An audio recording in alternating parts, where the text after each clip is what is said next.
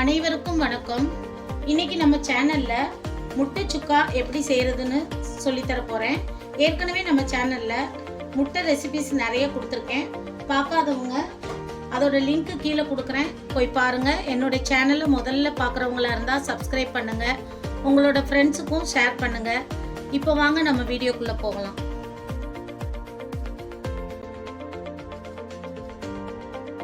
முட்டை சுக்கா செய்யறதுக்கு முதல்ல ஒரு கடாயில கொஞ்சமா தண்ணி விட்டு முட்டைகளை வேக வச்சு எடுத்துக்கலாம். முட்டை வேகும்போது ஒரு அரை டேபிள் ஸ்பூன் சால்ட் சேர்த்தீங்கன்னா விரிசல் அடையாம அழகா வெந்து வரும். அதுக்காக நான் ஒரு அரை டேபிள் ஸ்பூன் அளவு மட்டும் சால்ட் சேர்த்துருக்கேன். முட்டைகளை நல்லா மூடி போட்டு நம்ம வேக வச்சிடலாம். பாருங்க, முட்டை வேக வச்சு 10 நிமிஷம் ஆயிடுச்சு. பாருங்க, முட்டை ஈவனா வெந்திருக்கு. நான் மீடியம் ஃப்ளேம்ல தான் வச்சிருக்கேன். அதிகமான ஃப்ளேம் வச்சா முட்டைகள் வந்து சீக்கிரமாவே வெடிச்சு அதுல உள்ள இருக்க அந்த கருவெல்லாம் வெளியேறிடும். நம்ம ஒரு அளவான ஃப்ளேமில் வச்சோம்னா ஈவனாக வந்து கரெக்டாக நமக்கு முட்டை கிடைக்கும். இப்போ இந்த முட்டைகள் எல்லாம் ஆற வச்சு உரிச்சு எடுத்துடலாம். முட்டை சுக்கா செய்யறதுக்காக நான் ஸ்டவ்ல கடாய் வச்சிருக்கேன். பாருங்க, அதில் 2 ஸ்பூன் அளவு நம்ம ஆயில் சேர்த்துக்கலாம்.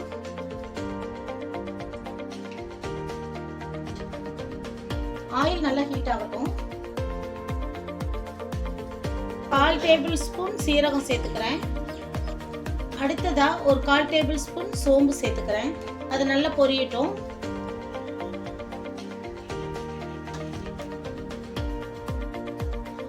அடுத்ததா ஒரு 10 சின்ன வெங்காயம் எடுத்து இடிச்சு வச்சிருக்கேன். அதை நம்ம இதில் சேர்த்துக்கலாம். இந்த சின்ன வெங்காயம் இந்த முட்டை சுக்காக ஒரு நல்ல ஃப்ளேவர் கொடுக்கும். அடுத்ததா 3 பெரிய வெங்காயம் எடுத்து குட்டியா அரிஞ்சு வச்சிருக்கேன். அதையும் நான் இதில் சேர்த்துக்கிறேன்.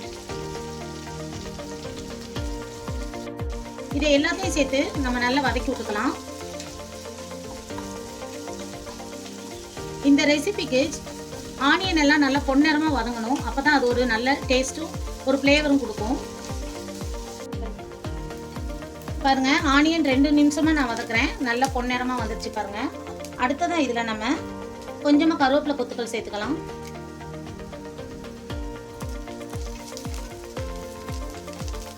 அடுத்ததா ஒரு அரை டேபிள் ஸ்பூன் கரம் மசாலா சேர்த்துக்கலாம். ஒரு அரை டேபிள் ஸ்பூன் சில்லி பவுடர். காரம் உங்களுக்கு அதிகமா வேணும்னா சில்லி பவுடர் கொஞ்சம் அதிகமா சேர்த்துக்கோங்க. ஒரு அரை டேபிள் ஸ்பூன் தனியா தூள் சேர்த்துக்கிறேன். உங்களுக்கு சில்லி பவுடரும் தனியா தூளும் தனியா இல்லைன்னா நீங்க வந்து வீட்டுக்கு அரைச்சி வச்சிருக்க குழம்பு மிளகாய் தூள் கூட சேர்க்கலாம். அதுவும் இந்த டிஷ்க்கு ரொம்ப நல்லா இருக்கும். எல்லாத்தையும் சேர்த்து நல்லா வதக்கி விடுங்க. அடுத்ததா ஒரு டேபிள் ஸ்பூன் அளவு இஞ்சி பூண்டு பேஸ்ட் வச்சிருக்கேன். அதையும் நம்ம இதில் சேர்த்துக்கலாம். இஞ்சி பூண்டு வாசனை போற வரைக்கும் நல்லா வதக்கி விடுங்க. பாருங்க, இஞ்சி பூண்டோட ரா ஸ்மெல் மொத்தமும் நல்லா போயிடுச்சு. அடுத்ததா இப்ப நம்ம இதுல கொஞ்சமா தண்ணி விட்டுக்கலாம். ஒரு அரை டம்ளர் அளவு நான் தண்ணி சேர்த்திருக்கேன். தண்ணி இதோட நல்லா மிக்ஸ் ஆகட்டும். அதுக்குள்ள நம்ம இந்த டிஷ்ஷுக்கு தேவையான சால்ட் சேர்க்கலாம். ஒரு 3/4 டேபிள் ஸ்பூன் சால்ட் சேர்த்திருக்கேன். டேஸ்ட் பார்த்துட்டு சால்ட் பத்தலைன்னா அப்புறமா நம்ம சால்ட் கொஞ்சம் சேர்த்துக்கலாம். இது எல்லாத்தையும் சேர்த்து மொத்தமா நல்லா வதக்கி விடுங்க. அடுப்பை ஒரு மீடியம் ஃப்ளேம்ல வச்சு நம்ம மூடி போட்டு அந்த ஆனியன் மொத்தமும் நல்லா மசிகிற அளவுக்கு வேக விடலாம். பாருங்க, 2 நிமிஷம் ஆயிடுச்சு. ஊத்துன மொத்த தண்ணியும் நல்லா வத்தி கிரேவி நல்லா கிடைச்சிருக்கு. பாருங்க, இந்த டிஷ்ஷுக்கு வந்து நம்ம தக்காளி சேர்க்காததுனால தான் தண்ணி விட்டு நம்ம இப்போ இந்த வெங்காயத்தை வேக வச்சிருக்கோம். பாருங்க, நம்ம வேக வச்ச முட்டைகள்ல ஒரு 3 கீரல் போட்டிருக்கேன். அப்பதான் இந்த சாந்து மொத்தமும் அந்த முட்டையில நல்லா சேரும்.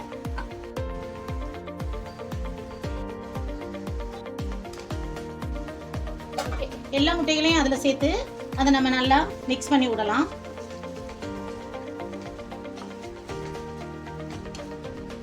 இந்த டிஷ்ஷுக்கு மிளகாயோட காரத்தை விட பெப்பர் காரம் தான் அதிகமாக வேணும். அப்பதான் இந்த சுக்கா ரொம்ப டேஸ்டியா இருக்கும். அதனால நான் அரை டேபிள் ஸ்பூன் அளவு பெப்பர் சேர்த்துக்கிறேன். பெப்பரையும் சேர்த்து நல்லா மிக்ஸ் பண்ணி விடுங்க.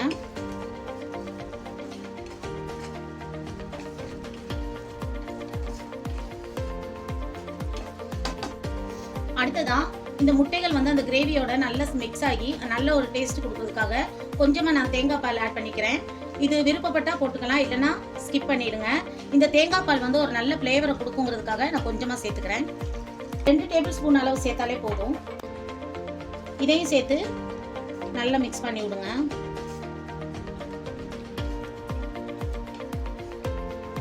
தேங்காய் பால் இல்லைன்னா கொஞ்சமாக ஒரு 2 பத்த தேங்காவை அரைச்சும் போட்டுக்கலாம்.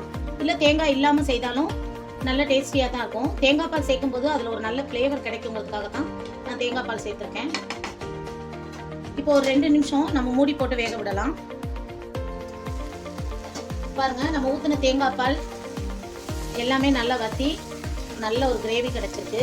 நமக்கு சுக்காங்கிறதுனால இன்னும் கொஞ்சம் கிரேவி வத்த விட்டு எடுத்தால் தான் நல்லாயிருக்கும். உங்களுக்கு செமி கிரேவியாக வேணும்னா நீங்கள் இப்படியே எடுத்துக்கலாம்.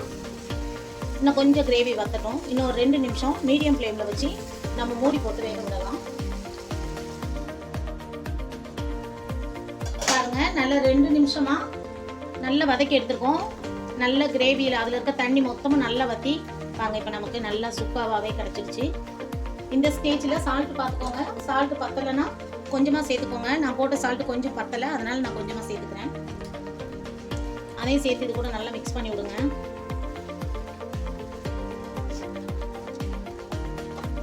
கடைசியாக இதுக்கு தேவையான அளவு கொத்தமல்லி இலைகளை தூவி நம்ம வேற பவுலுக்கு மாற்றிடலாம்.